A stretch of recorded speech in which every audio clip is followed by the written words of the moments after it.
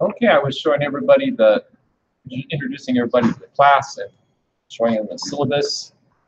And we watched the very first video on Test Out PC Pro. That's the resource we'll be using for our class. It's like an online textbook. And I was showing everybody how we have our main page when you log into into Canvas, our course management system here at MJC. See this the doctor picture here, and then all of the information about as far as the class, all the activities and everything goes in the modules. Called modules there. And we watched this very first video here, 1.1.1 PC Pro introduction video. Now, a big part of the reason why I use Test Out PC Pro is the simulations. And it has videos, it has tests, practice tests, it has other activities, and it has simulations. And the simulations are as if you were doing things with computers or networks, and it gives you practice on your computer. Let's see what happens if I try running another video here. See if it crashes again. If not.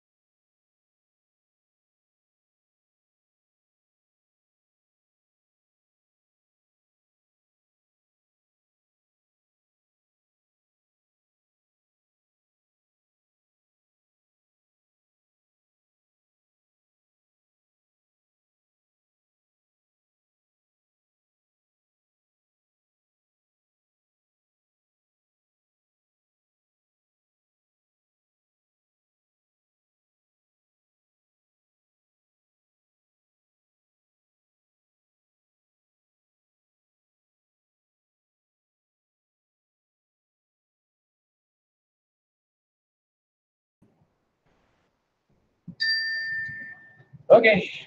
One of the key components of your test out training are the lab activities. In this demonstration, I'm going to show you the components of the lab simulator so that you can successfully complete the lab activities that are included within this course. Now, as you can see here, the lab interface is composed of 4 main areas. First of all, over here on the left is the scenario window. The scenario window is very important. The scenario describes the task that you're going to be required to perform during the lab activity. Now, typically, the items in this bullet list right here, or within the scenario instructions themselves, will provide you with all the tasks that you're going to be evaluated on. Therefore, you will be expected to perform these tasks correctly as you go through the lab.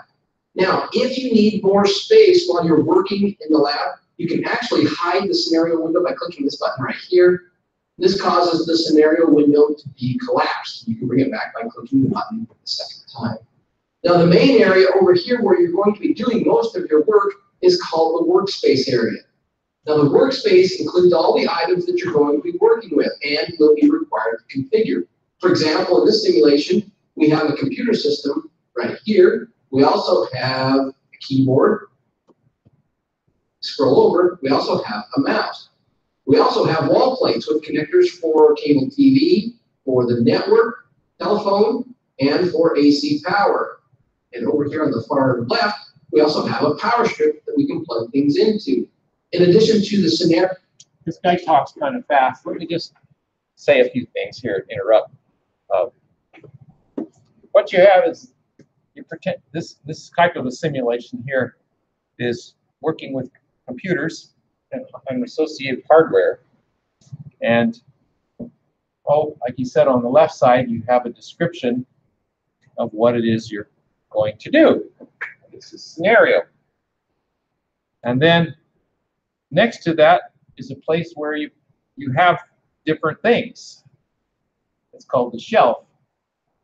And you can open and close these shelves or cupboards, whatever you want to call them. There's things inside of them.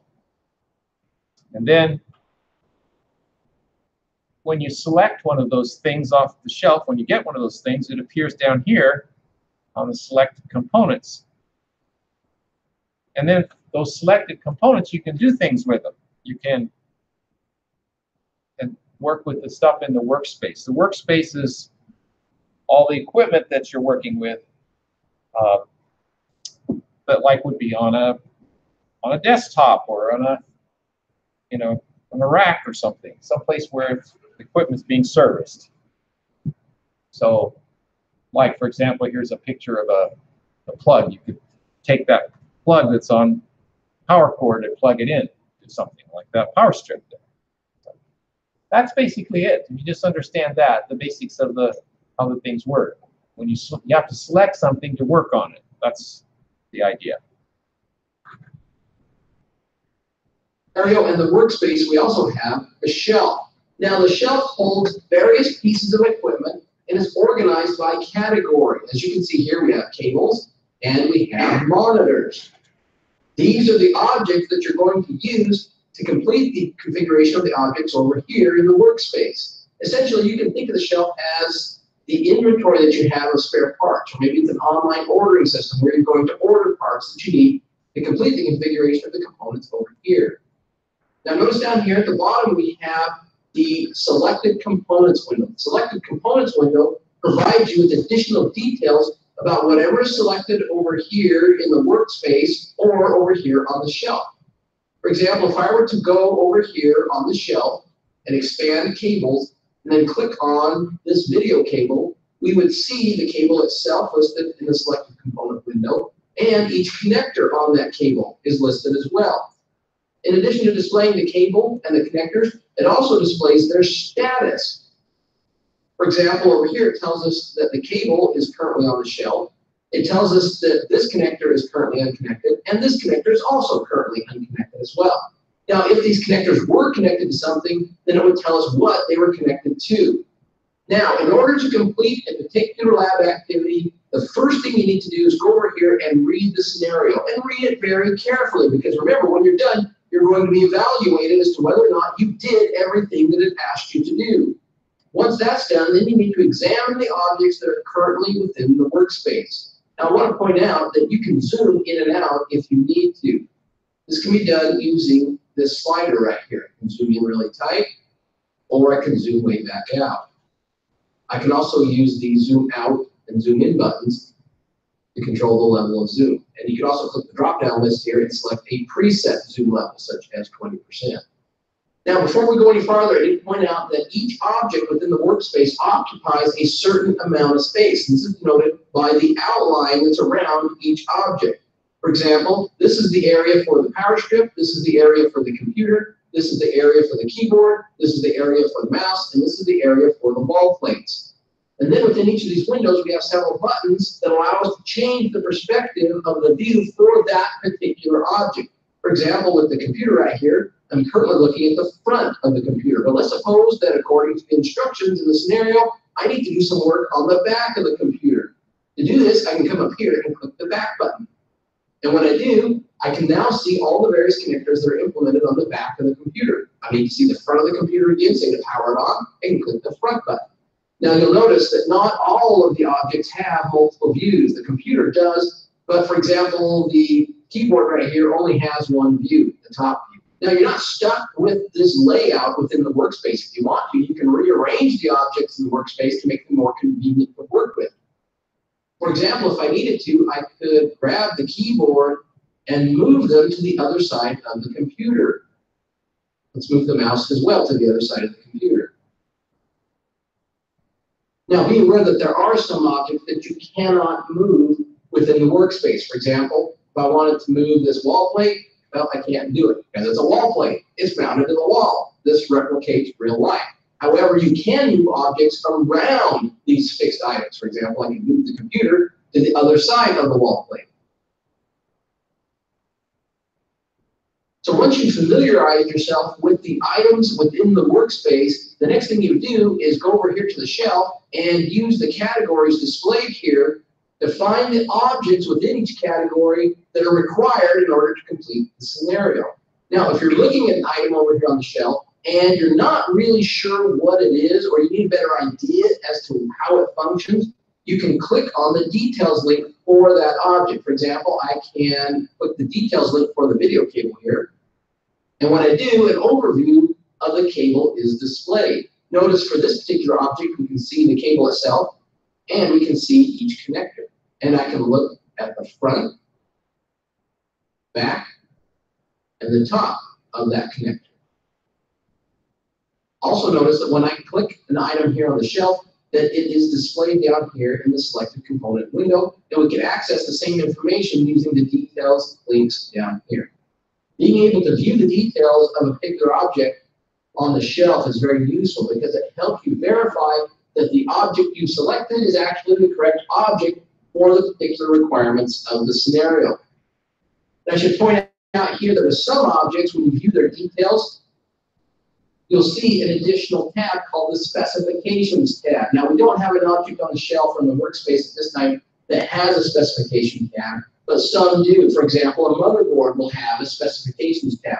The Specification tab provides additional information, similar to what you might find in a user manual for that particular item, or maybe in a detailed description that you look up online for that particular item. Go ahead and close this window. Now, before we can work with an object within the workspace over here, we have to add that object to the workspace or connect it to an item that already exists in the workspace. For example, if we wanted to add this monitor down here to the workspace, I would expand monitors, and then I would click and drag it over here onto the workspace. Now, notice when I do, a little yellow oval appears telling me where I can drop the monitor in relation to the other objects that are already within the workspace. So in this case, I want to add the monitor to the workspace right next to the PC system itself. So I'm going to drop it right here. And the object is now added to the workspace. Now, once the object is in the workspace, I can then manipulate it according to the tasks that I'm directed to complete over here in the scenario. In this example, I need to look at the back of the monitor, and I need to use cables to connect this monitor to the computer system and to the power outlet. Let's slide over here. And let's look at the back of the computer as well as the monitor. By doing this, I can now see the various connectors that are implemented on the monitor and on the PC system. With this done, now I need to use the appropriate cables to connect these two devices together and also to connect the monitor to the power outlet.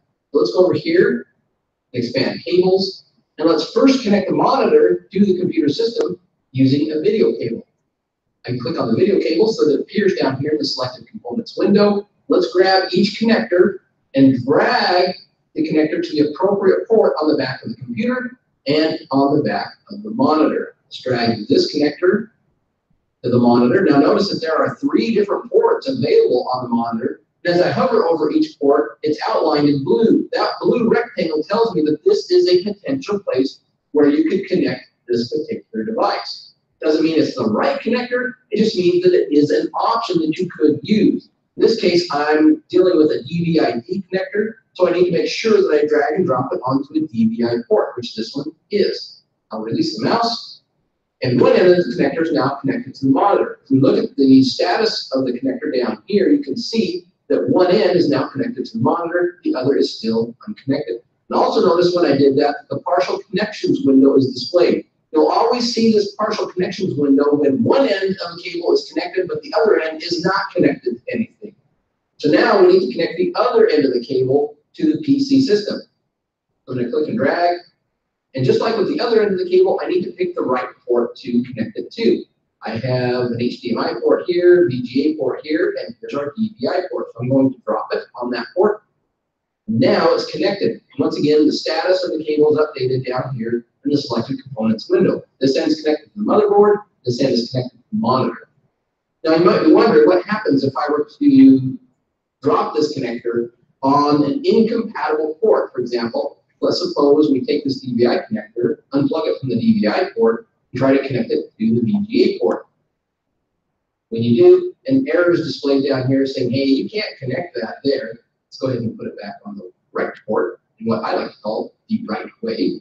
So that's one way you can connect devices together using an item from the shelf. There's another way to do it as well, and that is to drag the cable directly from the shelf and then drop it on the appropriate connector. In this case, I'm going to drag the power connector, and I'm going to drop it on the power socket on the monitor.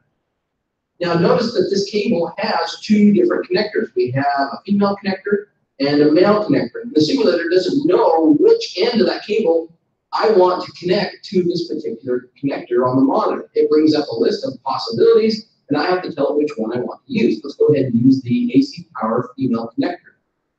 And that end is now connected to the monitor itself.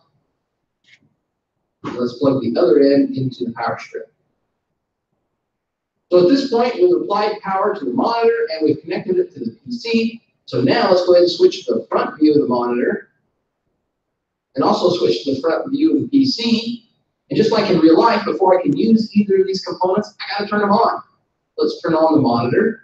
If you hover over the power button, you'll notice that it's highlighted in blue. I'm going to click it, turn the monitor on. Now notice it says here that no signals detected. Why? Because the computer is not on. So let's go over to the computer, power it on as well. When I do, the system comes on and we're switched into the operating system view of the computer. Now, as you can see here, we have a full simulated Windows environment. Now be aware that this is not a real Windows system. It's a simulated Windows desktop. However, it does function in pretty much the same way as a real Windows desktop would. For example, I can come over here to the Start button, click on it, and when I do, all of the things that you would expect to see on the Start menu are displayed.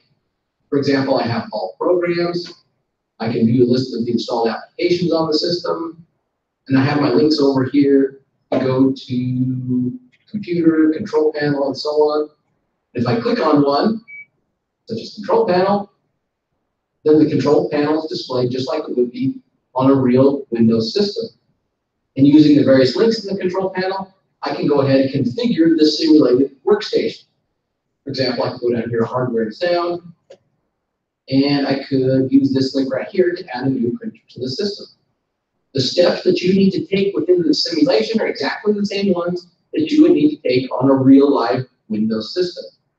Now, I do need to point out that as you go through the lab exercise, you'll see that not everything in the Windows interface is going to be enabled. And because they're not necessary, they're not enabled. The components you do need to complete the scenario will be enabled. So if you come over here in the interface and you click a link or choose an option or click a button and nothing happens, it means that particular component isn't enabled. So you need to try doing that task in another way. It's also possible that the task you're trying to complete actually isn't necessary in order to complete the requirements of the scenario. Now, while the computer's on and running, you can switch back to the workspace and view the hardware by clicking on the hardware button for the particular device. This will switch you between the operating system view and the workspace view. For example, in some scenarios, you'll have to troubleshoot a problem within the operating system, and when you do, you'll find that the cause of the problem really exists within the hardware configuration over here. So you would go back to the hardware view while Windows is running, and then fix the problem. And then when you're ready to go back into the operating system view, you come over here and click on the monitor to go back into Windows. So with this in mind, let's review some of the tips that will help you as you go through these labs. I'm going to go to the rear view of the computer by clicking back. Let's zoom in just a little bit. You'll see that we have several different cables that are connected to the various connectors on the back of this computer. Here's our video cable, for example. Now you'll notice that the entire cable is not displayed. We don't see the entire cable running from the back of the PC here to the back of the monitor over here. So you can't really trace the cable from port to port between devices like you would in the real world. So to identify what's connected to the other end of a particular cable, select the cable like I've done here, and look down in the selected components window to see what the other end of the cable is connected to. In this case, we can see that one end is connected to the motherboard, and the other end is connected to the monitor. Let's zoom out just a little bit. Now, in addition to moving objects from the shelf into the workspace, I can do just the opposite. I can take an object that's currently in the workspace and return it back to the shelf. To do this, all you have to do is click on the object in question, like the monitor here, and then drag it over here to the shelf and drop it. Now, notice that when I did this, an error message is displayed. It's basically telling us that, hey, I can't be moved back to the shelf because I'm still plugged in. It's connected to the power cable, and it's also connected to the DVI cable. And it's warning us that if we fail to unplug all these cables, we can't put it back on the shelf. This is, again, simulating real life. You wouldn't grab a monitor that still had a power cable and video cable connected to it and take it and drop it on the shelf, right? Before we can put this item back on the shelf, we've got to unplug everything. Click OK here. To unplug a cable, simply click on it and then drag it off and drop it somewhere within the workspace. For example, if I unplug the power cable from the back of the monitor, we see that its status changes to unconnected. We have to do the same thing with the video cable. Click it, drag it off, drop it, and its status changes to unconnected as well. So at this point, there are no more connections to the monitor, so I can click and drag it and drop it back over here on the shelf. And please be aware that there are some items that you can't move to the shelf. A good example would be the wall plate connectors here. Just as in real life, you couldn't grab a wall plate connector, rip it out of the wall, put it on a shelf, it's not very easily. You can't do that in the simulation either. Now, once you've completed all the tasks in the scenario, you're ready to submit the lab for evaluation. However, I recommend that before you do this, you go back over to your scenario and quickly review all the tasks that you're expected to complete and double check to make sure that everything's done as required. Once you've identified that you've done everything that was required, go up here and click on the Done button. When you do, it's going to evaluate whether or not you did everything correctly or not. Notice here we have a list of tasks that I was required to perform by the scenario, and it's listed here under Task Summary. Over here we have an icon that tells me whether or not I did each one. If I didn't do a particular task, I see a red X. If, on the other hand, I did complete a task, it would be denoted with a green icon. Now notice in this scenario, I didn't do everything that was required. I initially had the monitor on the workspace, but I took it off. So it evaluated as incorrect. And because I unplugged the monitor's video cable and power cable, I got those wrong as well. Now this last task is actually a multi-item task, meaning I had to complete several different subtasks in order to get this task correct. To see what those subtasks are, you click on Show Details. It tells me I needed to turn on the computer. I did that. Notice the green icon. But I'm also supposed to turn on the monitor. I got that wrong. Why? Because I originally had it on, but then I turned it off and put it back on the shelf. And as a result, I didn't get it right. Now down here under the task summary is the explanation. The explanation part of the lab report provides step-by-step instructions for actually completing the tasks in the scenario. Now, there are, of course, many ways to complete some of these tasks. The steps listed here provide just one suggested way that you can complete these tasks. Go ahead and click Done. Let's start the lab again. Before we end this demonstration, there's one more thing I want to show you. Come over here in the scenario. It tells us that once we've completed the tasks in the scenario, feel free to explore the hardware and operating system interfaces within the lab. You can click Floor 1 Overview to review the rest of the office network right here. Understand that this computer is just one system within an entire office complex. If you want to view the other systems within the office, you can click on the Floor 1 Overview. When I do, I see a floor plan of the organization, and each room in the floor plan has a name. I'm currently in IT administration. I know that because the name of the room is in yellow. Within each room is a list of the hardware and operating systems running in that office. For example, in Office 1, we have a computer, and it's running Windows, and the name of the system is Office 1. Over here in the networking closet, we have a server running, and its name is Corp Server. I can use all of these icons to switch to either the hardware or the operating system view for the computer equipment in these different locations. That's it for this demonstration. This demo, we looked at the Test Out Lab simulator. We began by looking at 4 main areas of the lab interface. Then we talked about how to manipulate objects within those 4 areas. And then we ended this demonstration by talking about how to change locations within the simulation interface. Okay, and when that would all finish, if you'd watch that video, there will be a button. Now, it doesn't show up for me because I guess I'm the teacher. I don't know why it doesn't, but there'll be a button that'll say Submit Score. The Test Out PC Pro also keeps track of everything. So there's like 2 grade books. There's the one that Test Out PC Pro has, and the way it keeps track of things is pretty simple. It's over here, this button here. It's called the course outline, and it puts check mark by each thing that you do. So you see these green check marks here indicate that I've done, or whoever has done, those different activities. Now you can go into your Test Out account and run it directly there, but it won't submit the score if you do it that way. So it's better to go to the class website first and then submit the score, which is Canvas. And that would be in the modules. Let's see here, go to, so in other words, see here, I launched it. We watched the video using the lab simulator, and it was in the modules. So I launched it from there. And it was 1.2.1 using the lab simulator. All the different things in our class are divided up into chapters and sections.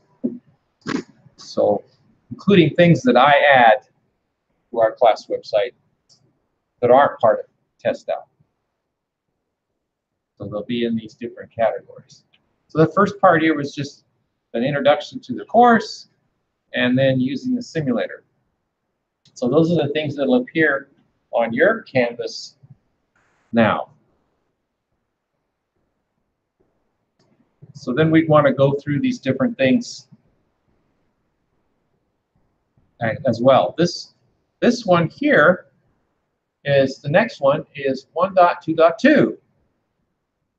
If I click on that, it takes me to 1.2.2. And again, it has this little window that shows up here that says Launch Test Out. So that's going to run Test Out. And that's like your first simulation. So let me go ahead and do that. I'll launch it.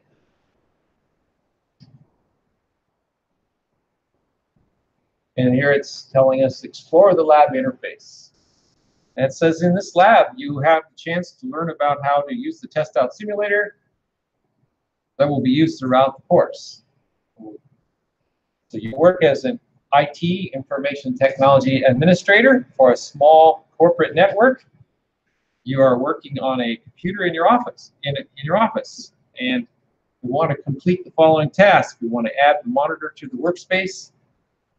We want to use a DVI-D, that's a digital video interface. Digital D stands for digital. You might wonder why there's another D there. And the reason is because there's also a DVI analog cable. Well, that's why it has the D there. To connect the monitor to the computer. And we're going to connect the power cord to the monitor and plug in the monitor and turn on the monitor and the computer. So pretty basic, simple task. But so you click here where it says Start Lab.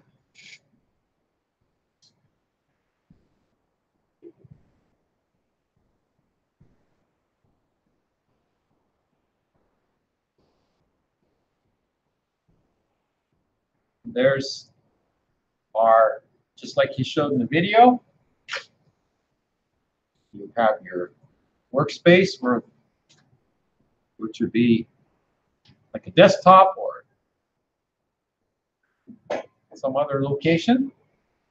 And then you have your shelf over here with the different items. And then over here, it again repeats the scenario, what we want to do. So in fact, you can just do the things in order. First thing it says is to add the monitor to the workspace. So I click here where it says monitors on the shelf. And I'm going to go ahead and put the monitor here on the workspace. There's my monitor. Okay, then it says use the DVI-D cable to connect the monitor to the computer. So to do that, by the way, you can adjust the spacing of these things, but then that way I can have a little more room, see, since I'm not needing the shelf right now. I'm going to connect the monitor up to the computer, to the back of the computer case. And so I have to turn the monitor around, so you click back here, and that shows you the back of the monitor. And you can also do the same thing for the computer. Click back. Now, what do I need to do to connect this, connect up this monitor? I do need a cable. So under cables here, I go back to the shelf and I get the cable. And I'll put that down here in selected components. And just so we can see better, I'll close the shelf off there. And then I've got the selected component has two ends to it. And you can, like you said, you can magnify things, get a little bigger if you want to, just to get a better look at what you're looking at. Not so much a big deal when you're doing this, but later on we do a lot of things inside the computer, and things are really small. There's a lot of things inside the computer, and when you get inside the computer, you really like to be able to magnify things to see what you're looking at. Well, we just want to hook up the monitor, so I take one end of the monitor cable. There's two connectors on the back of this monitor. This monitor has two inputs. One's called VGA, the other one's DVI. And I tried to plug it into the VGA, and that makes that raspberry noise. So instead, I'll plug it into the right one. Okay, and then the other end of my monitor has to go to my computer. Now I get a better look here at what's on the back, see if I can identify the right connectors. Yeah, the computer has a couple different connectors for video. It has the VGA and the DVI. Well, I do want to connect up to the DVI.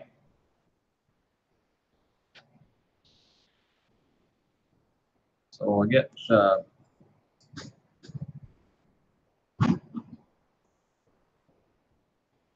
if you lose your you want to get your cable back, just click on the cable. Or you already got the cable there. Now you've got the other end here, and that other end is going to connect on the back of the computer. So there, I used the DVI-D cable to connect the monitor to the computer. Now it says I'm going to connect the power cord to the monitor and plug in the monitor. So I've got to get that off the shelf. There we go. And I have to connect one end of the power cable to the back of the monitor, and the other end goes to the power strip. And there we go. So let's see, did I do everything? Oh, it says I need to turn the monitor on and the computer. So in order to do that, I need to turn them around, go back to the front side of both of these. And I'll go ahead and turn the monitor on. There's a button here someplace. There we go. And there's a button on top on the front of the computer. Turn it on. Power button. And it boots up. It says it's starting Windows, so that's good. We did it. Now there's a, so you can see this, I'll make the screen a little smaller here. There is a button up here that says done.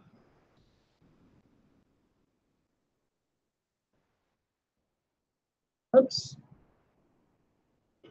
There he is.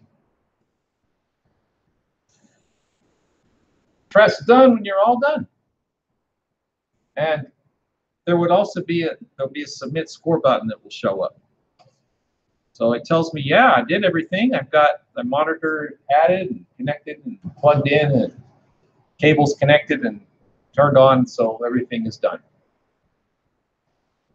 And then here's where the submit score button would show up. For some reason, it doesn't do it for the teacher here in the teacher mode, but it does work for you. And that's about it. Once you click that submit score button, then it would send the score back to the Canvas gradebook. It would go in your gradebook. That's where it goes there. All right. So that's just, I wanted to show you that real quick so you could get started right away and at least know what you're getting into, what I'm meaning by test out. To get test out, you can go to the test out website. Let's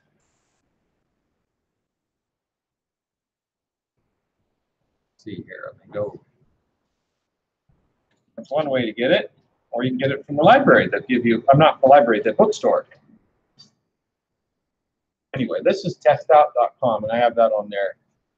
And there's a discounts number there. It tells you instead of the regular price is actually $170.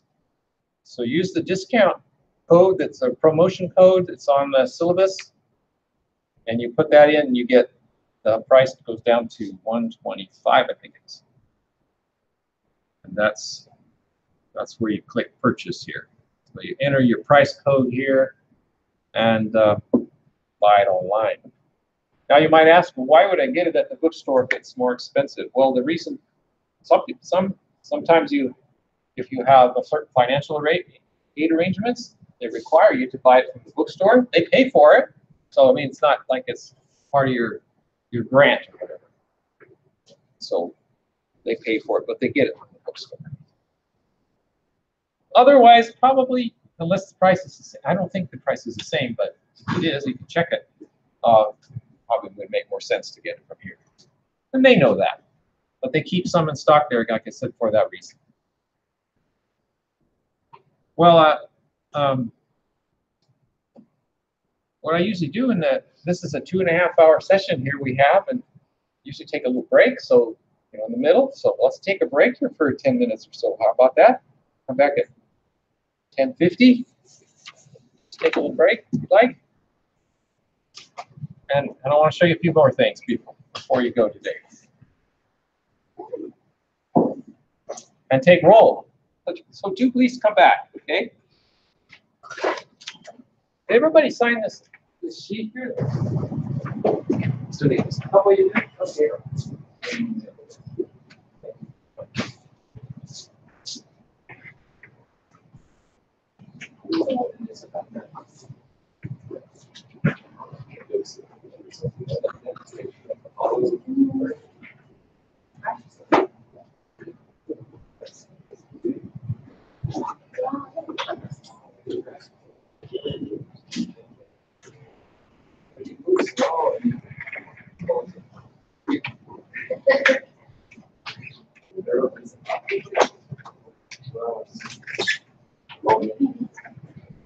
No, it's not that things. It's like a statement.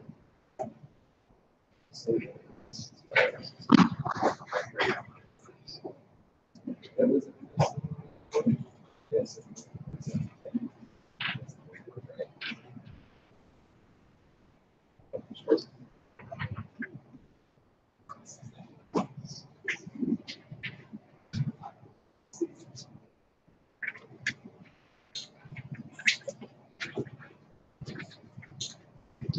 The one that you remember some of the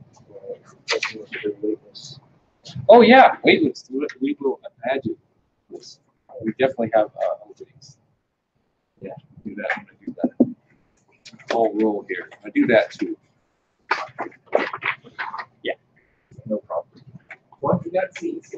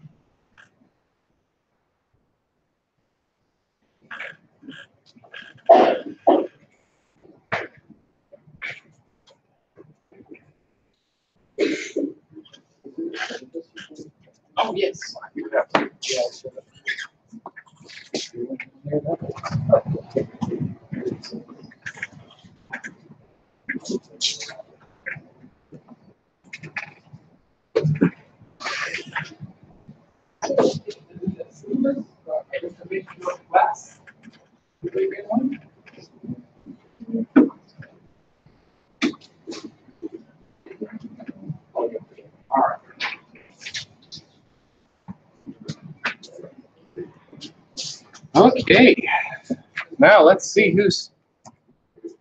Oh, while we're waiting, a couple people still here. Tell you a little bit about myself. I've lived here in the county all my life, and my name's Tim Vaughn, by the way. Yeah. Grew up in county between Waterford and LaGrange. My dad raised turkeys, and that's where I grew up.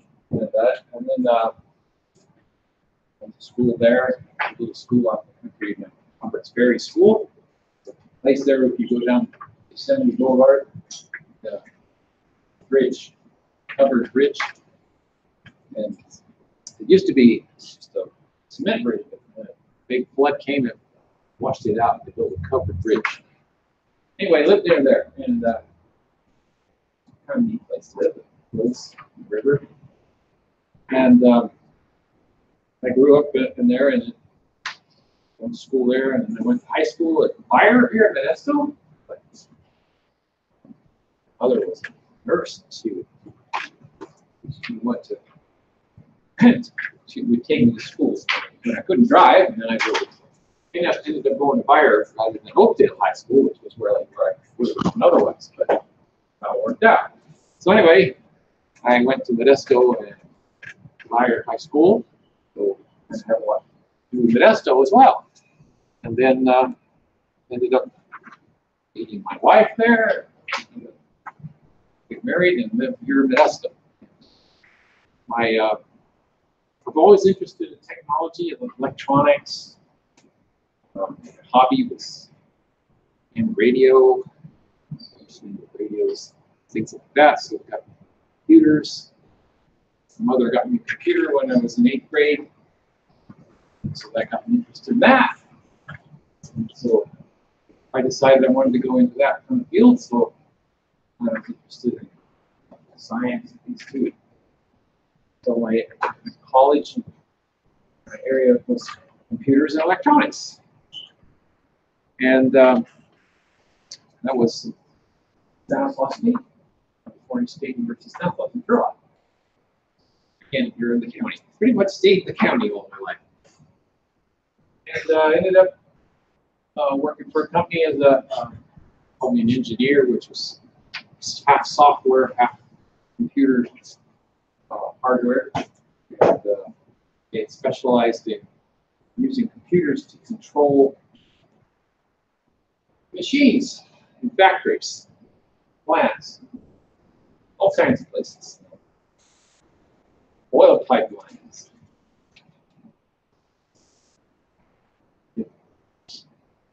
ships, anywhere they needed computers to control things, to automation, basically.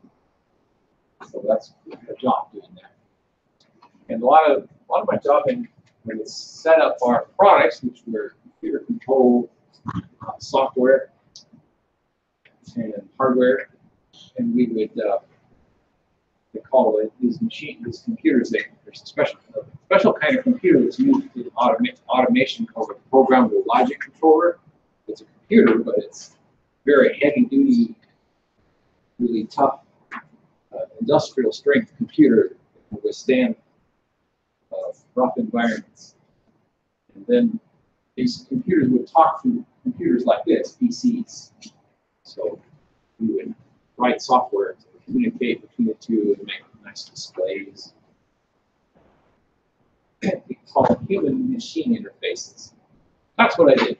And I would also train the people to use our products too. So it involved a lot of traveling. I traveled to go to different places all over the world, especially here in the United States.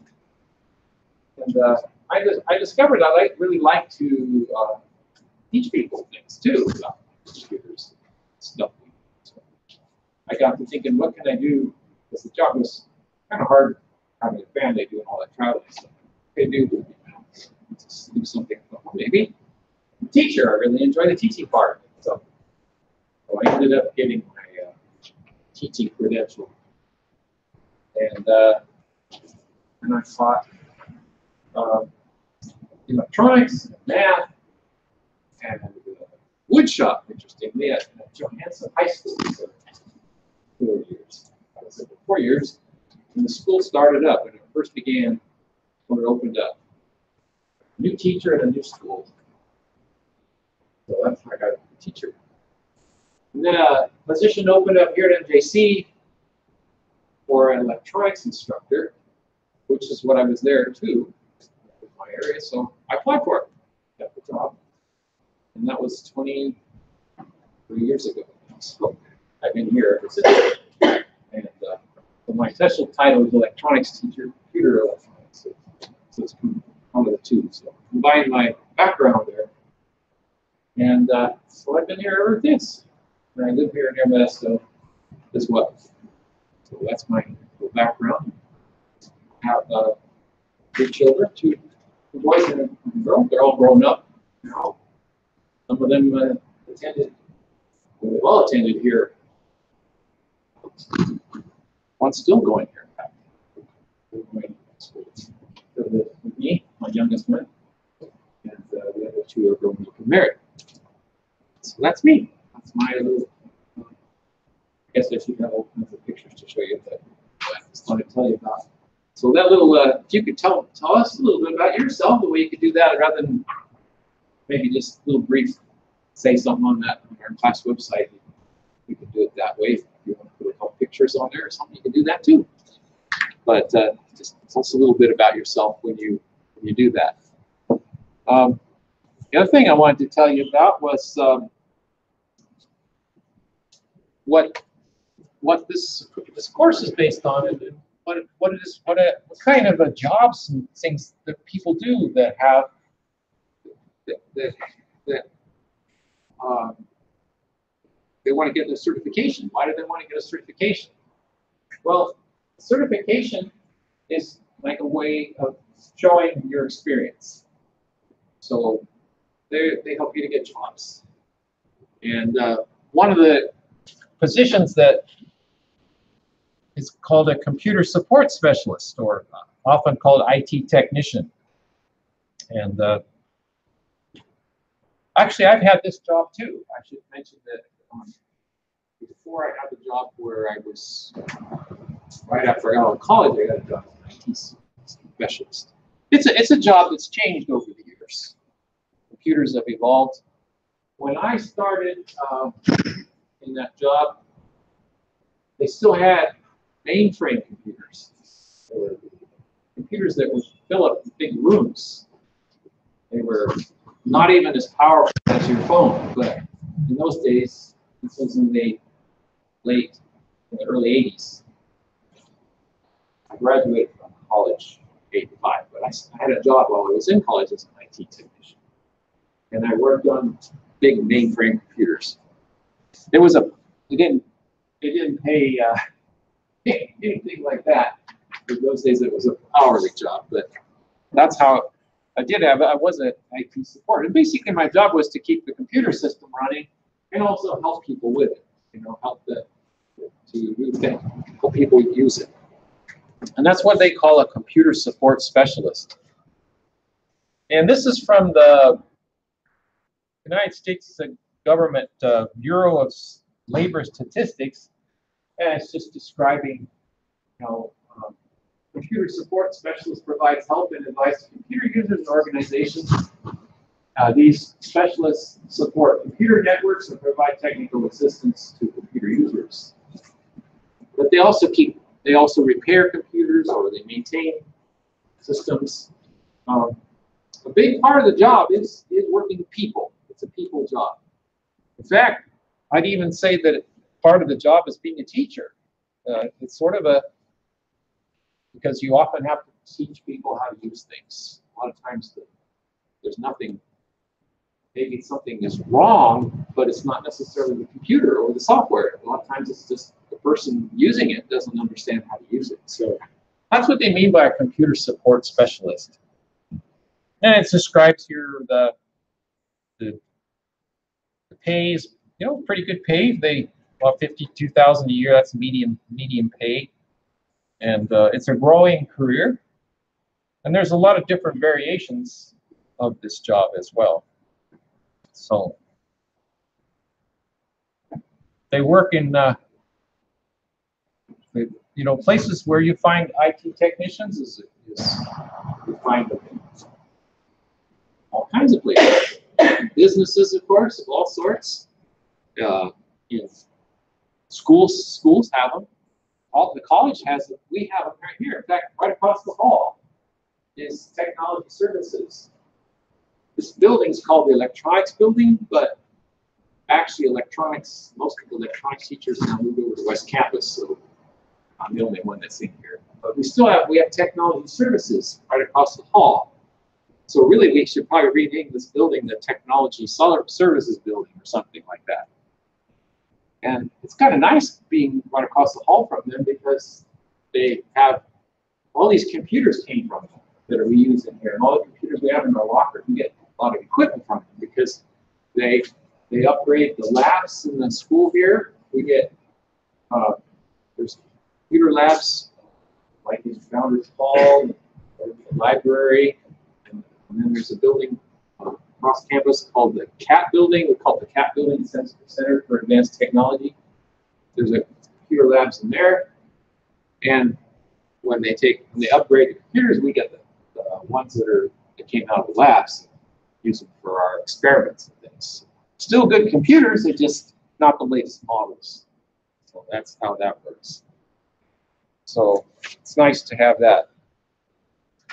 And then I was going to say about the, so that's a computer support specialist. And then the organization that our curriculum that this course is based on is called A+. It's the CompTIA Computer Trade Industry Association A+ certificate.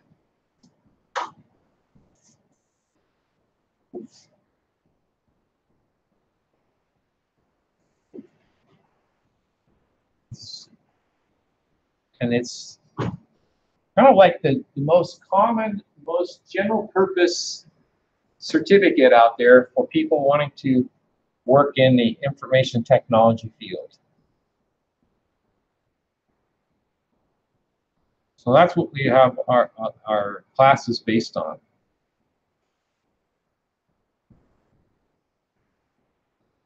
And it kind of lists here some of the,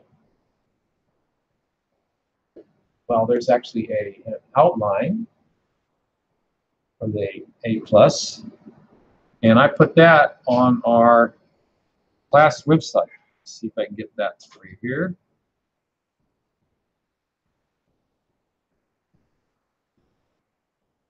Accidentally closed the window. Back. There we are. In the modules, there is a document here up at the top where it says general information. There's a document that's the CompTIA A+ certification exam objectives. And it tells about it. But first of all, let me play this video for you here.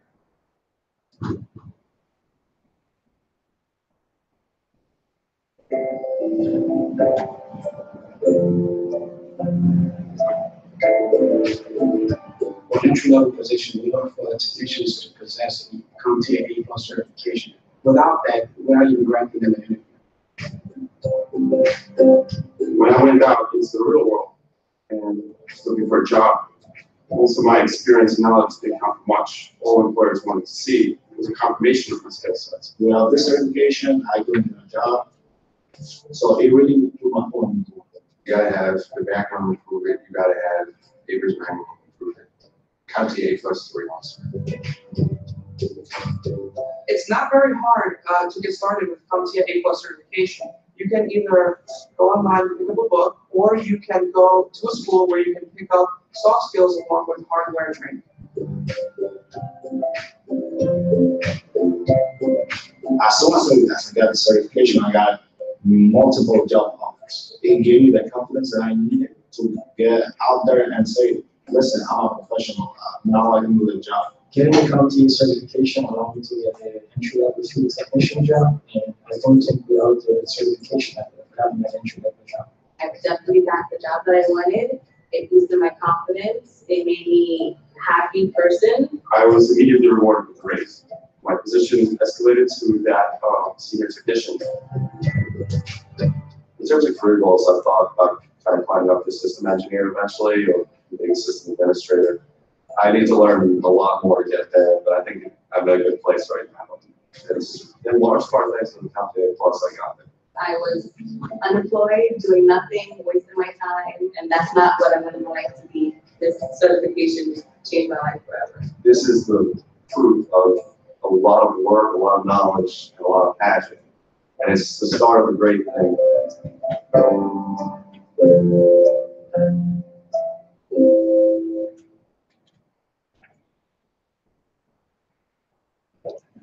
Okay, so that's the A+ certification. What, what they're advertising for it, but that's what the idea is that there's and then on our class website there, Canvas, there's this document that lists what you want to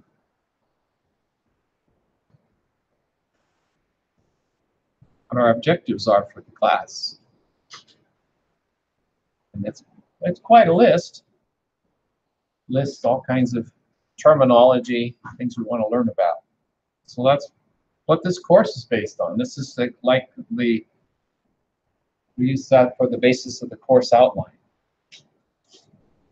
So as we're going through, now we're using this Test Out PC Pro. The nice thing about that is that because this is a rather fast-changing field, it's good to we're having to change things, and the CompTIA A+ certification is there's been 9. This is the 9th version of it. So every couple of years they update it, and then in fact they're going to come out now with a 10th version pretty soon. They keep adding things. There's sometimes they take things out too as time goes on, because it's a field that changes quite often.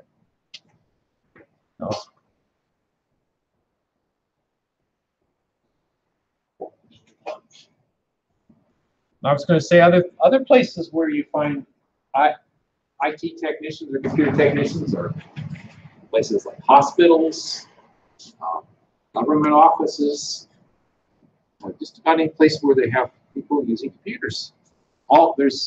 They come in all different sizes and shapes.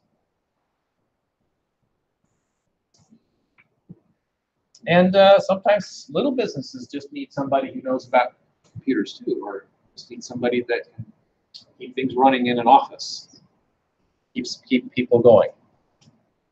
So like here at MJC, we have what's called a help desk, and it's for anybody, students, staff, teachers who need help with things here at MJC. The technology of all sorts, computers, websites,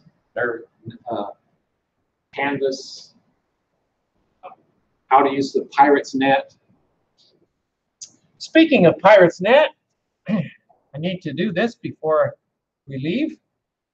That is, by the way, what I mean by Pirates Net is our MJC website. If you go to mjc.edu, there's a couple things you can find there that's useful for this class and many other courses and things you do at MJC. One is your email. you have a student email assigned to you by the college. So if you click there where that button is for, it says email, it says student email, but it actually works for anybody, including staff and teachers. If you click on that, you can log into your email account. So that's what that is. And then the other thing I mentioned is PiratesNet. That's where you can do things like add classes and get your transcripts, your grades, all that stuff is on there. So you log into that. And along those lines, I should call roll here just to see who's here today. First day. I'm supposed to do that right off the bat. So let's see. Let me go ahead with Daniela Baker. Danny's mine. Danny? Okay, Danny. And then we have Elizabeth Barat. Here. Elizabeth, okay. We have Efren Figueroa. Efren? No Efren? Kristen? Right there, okay. Tristan Barber? Right. And Ricardo Gutierrez, right? Okay. Jesse Camillo? All right. Raul Hernandez? All right, great. Giero Juarez? All right, thank you. Sorry if I'm mangling your names. Kevin Lopez? Here. All right, Kevin. Robert Lopez. Great. Kyle Moore. Kyle. Okay. Marvin. Mora. Benjamin Smith. Okay. Richard Torres. Right. And then, let's see. Is it?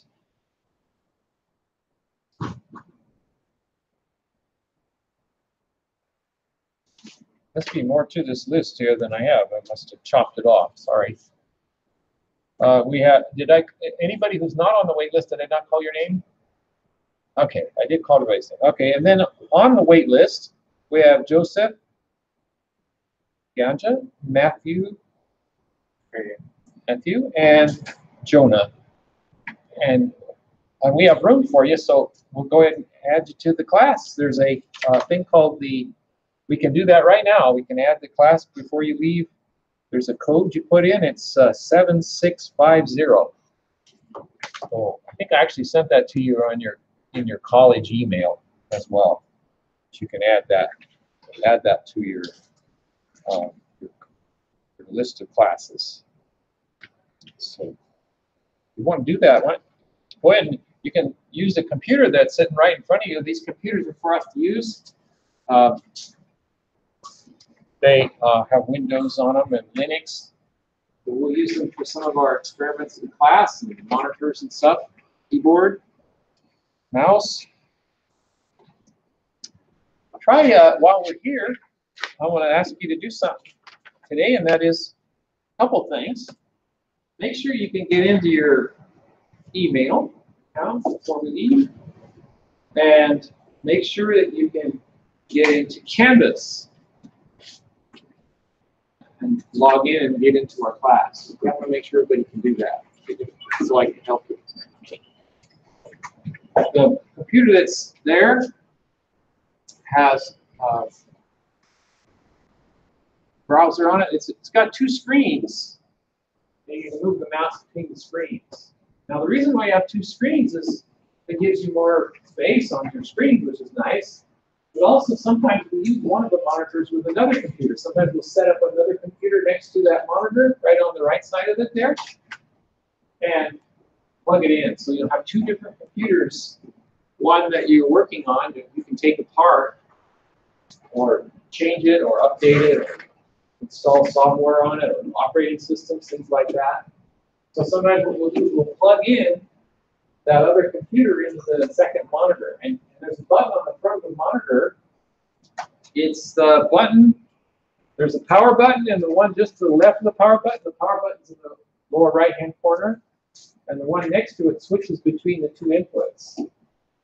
So there's a cable connected up to that second monitor that's just sitting there, and that's to plug in the computer, the outside computer that you get from your locker. We'll plug our monitor into that, and that'll let you switch between the two computers. And then over here we have a gray cabinet with monitors with extra keyboards and mice in there, and some other things, cables and things like that. So we need those from time to time. But the computers themselves that you use will be inside our lockers over here. Oh, and by the way, this is Diana. Diana helps us things. So we hear a lot of the time. And I was kind enough to put these little labels up here. The ones that say Mr. Block on them, this block over here is our lockers. This block over here is for another class, so let's use these lockers here. And there's in each locker, there's 4 computers. At least 2 computers. They're all the same, the Dells. They're like the ones underneath here, but a little different model. They look the same. Very similar. Very similar. They're Dell Optiplex. They're typical computer like you find in a business or typical office type computer. And so what I asked you to do today is just pick a locker. It doesn't matter which one. Pick a locker and just write your name on the little tag right here. Okay, just pick one locker, and there we have 8 lockers. So 2 or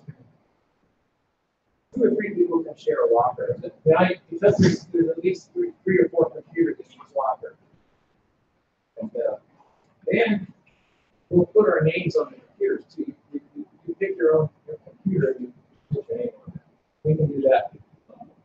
Actually, we'll do that on Thursday. So just today, pick a locker. And then on Thursday, we'll pick a computer.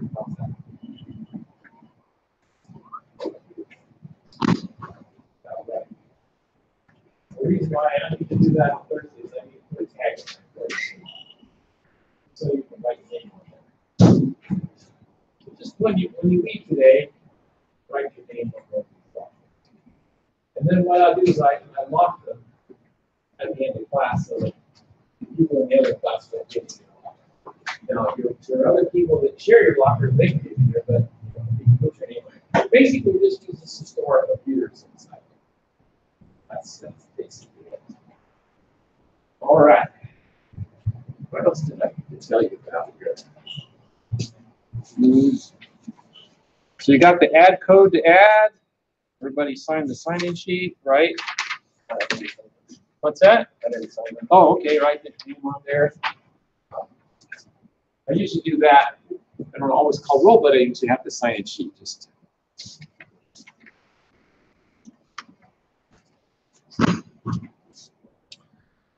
Okay, so go to so try getting into the class website today.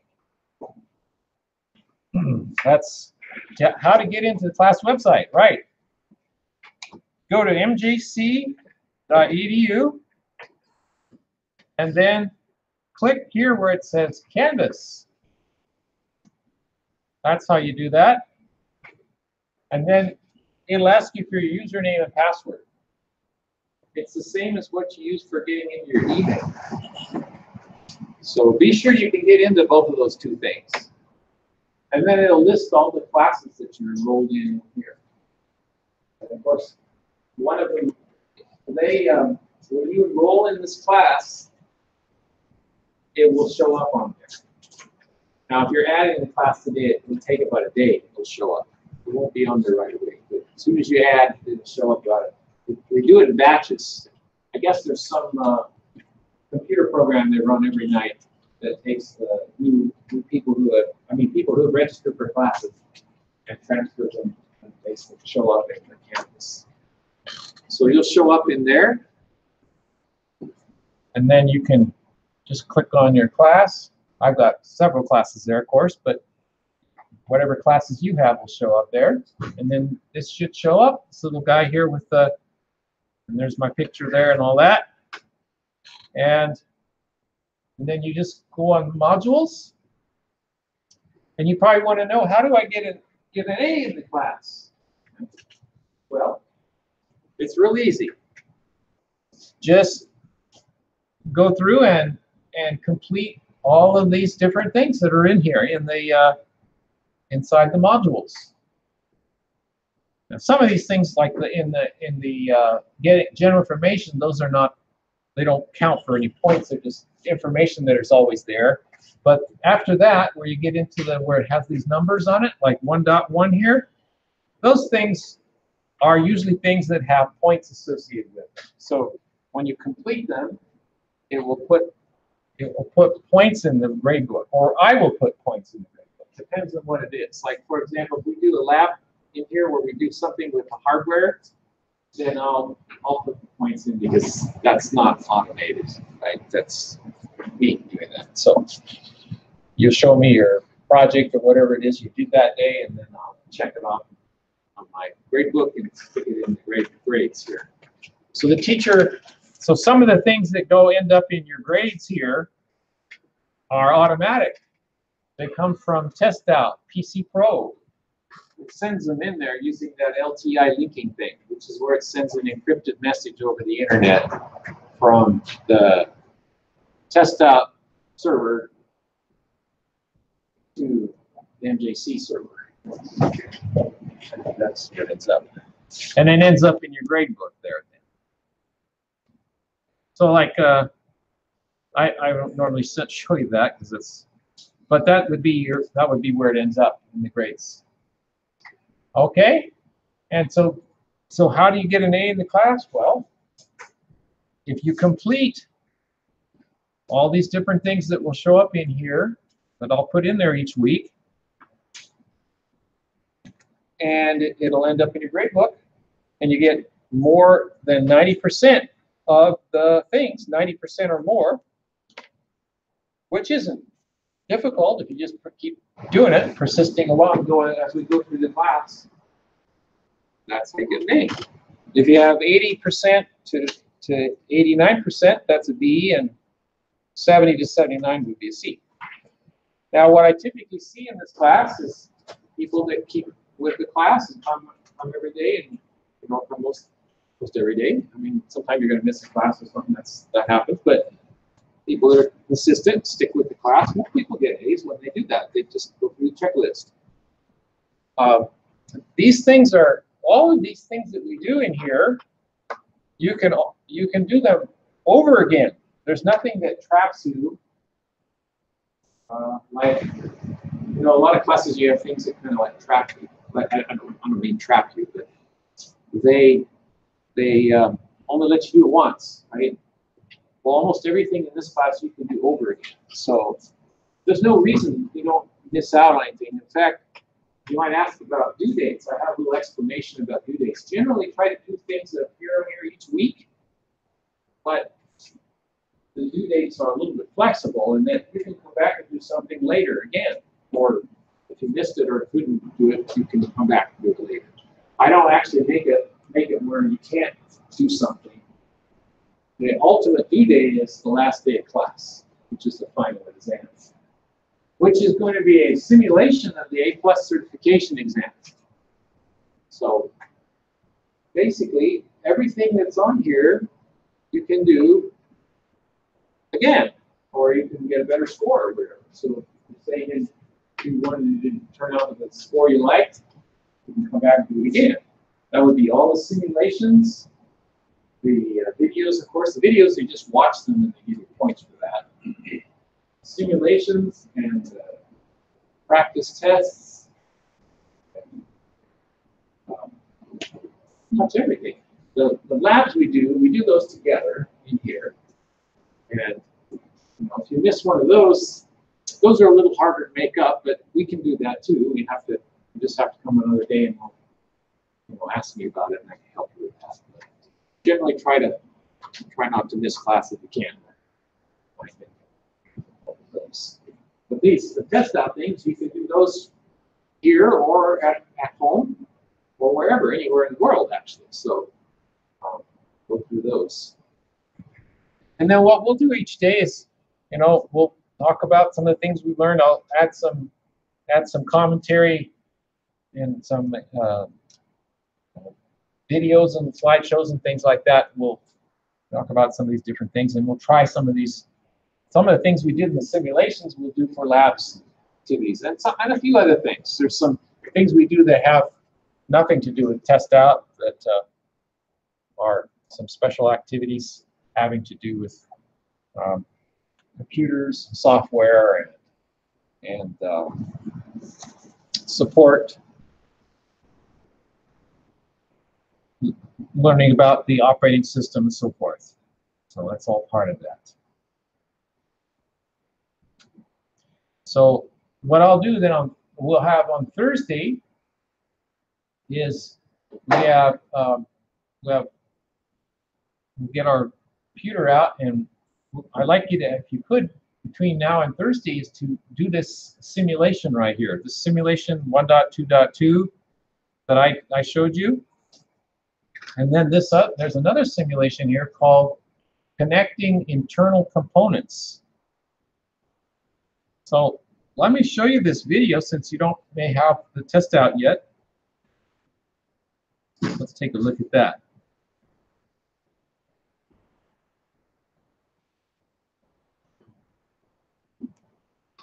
By the way, I am recording all this, so if you want to come back and look at it, or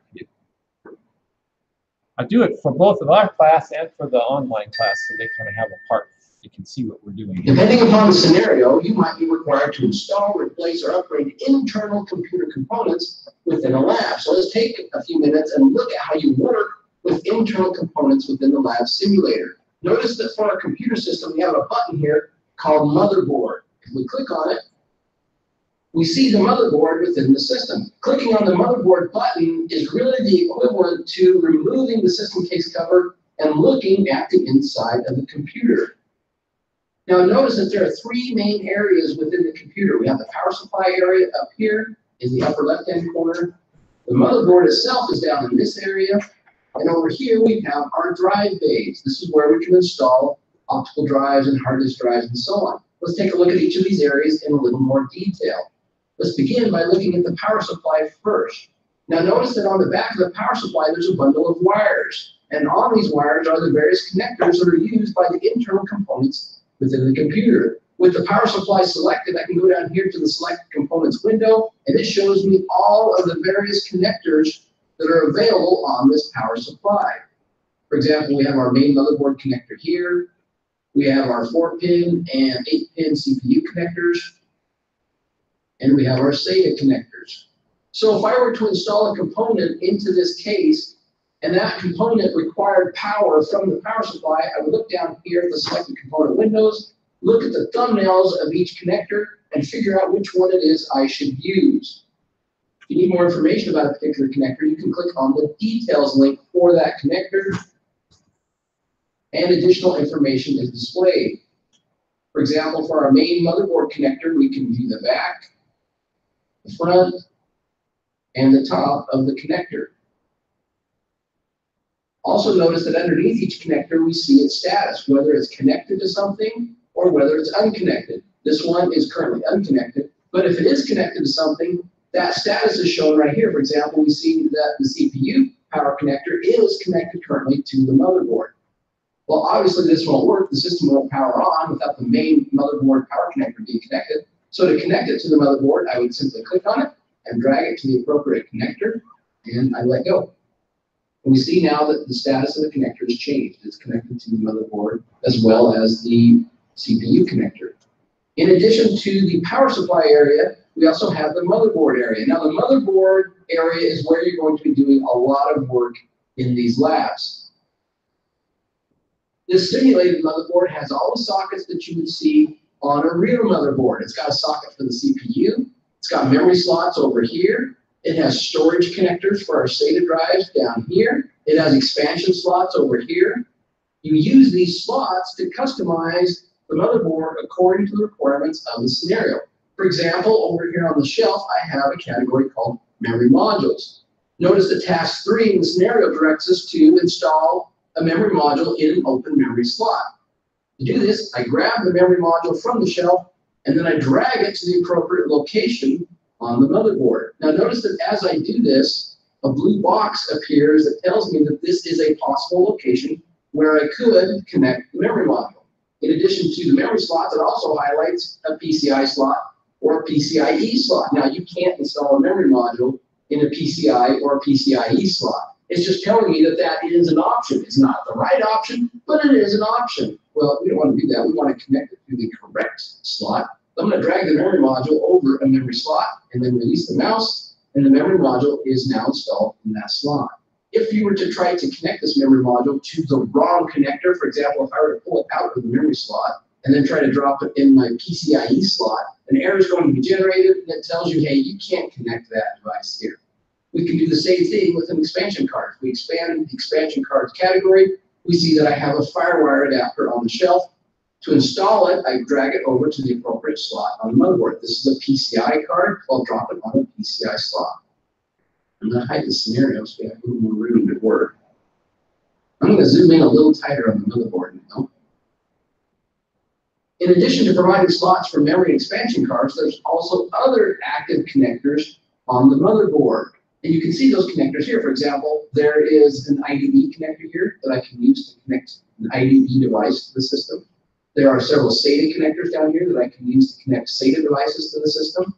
There are also several USB headers down here that I can use to connect USB devices to the system. There's even a FireWire header here that I can connect a FireWire connector to. There's even a floppy disk connector right here on the motherboard that if I wanted to, I could connect a floppy drive to the system with. Over here, we have front panel connectors that we can use to connect the power switch, the hard disk LED light, and so on to the motherboard with. Now, don't get real uptight about being able to decipher all of these connectors on the motherboard based on the abbreviations you see printed on the motherboard itself. Because there are many different areas on the motherboard, and because every motherboard is different, you're not expected to identify each of these different connectors and memorize its location. That would be impossible. In real life, the connectors on the motherboard will vary depending upon the motherboard manufacturer and the motherboard's model number. So to help you identify where the different connectors are on the motherboard, most motherboards come with documentation. And you can review the documentation to determine what connectors are where. Well, we can do the same thing here in this simulated environment. To read the documentation for the motherboard, click on the motherboard itself, as I've done here. And when I do, notice that the motherboard appears in the selected components window. To view the documentation for the board, click on the details link. When I do, notice that the top view of the motherboard is displayed. And if I needed to, I can zoom in and out so I can see the various connectors on the motherboard. But more importantly, over here is the specifications tab. If I click on the specifications tab, an overview of the motherboard is displayed. If I scroll down, the graphic is displayed here with numbers that are used to identify each of the connectors on the motherboard. Scroll down a little farther, and here we have a legend that matches a description to each number. For example, notice that there's a number 1 right here on this connector and a number 1 right here on this connector. If I scroll down, the legend I see, these are my ATX power connectors. One is the 24-pin main motherboard connector, and the other is the 4-pin CPU connector. Now, in addition to a diagram identifying various parts of the motherboard, there's typically additional documentation on the specifications tab that provides you with detailed information about various other aspects of the board itself, such as what kind of processor it supports, what kind of memory the board supports, as well as other configuration information that you'll need in order to work with this motherboard. For example, over here it tells me that this motherboard uses an AM3 CPU socket.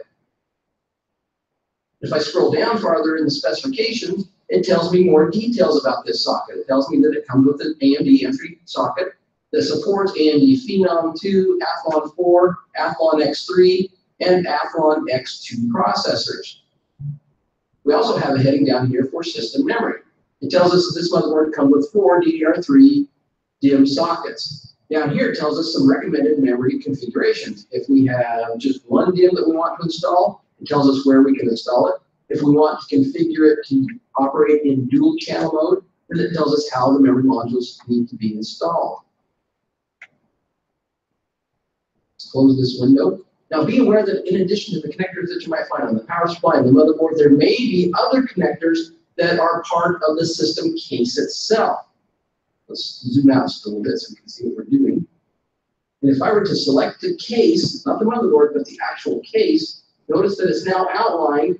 And down here in the selected components window, we see all the various connectors that are used to connect the system case to the motherboard. We have our power switch, we have the power LED light, we have a hard disk light, we have a speaker connector, and so on. Now, when I select one of these connectors in the selected components window, it's highlighted in yellow now over here on the motherboard. Let's zoom in so we can see a little better. So there is the power switch. If I click on the power LED,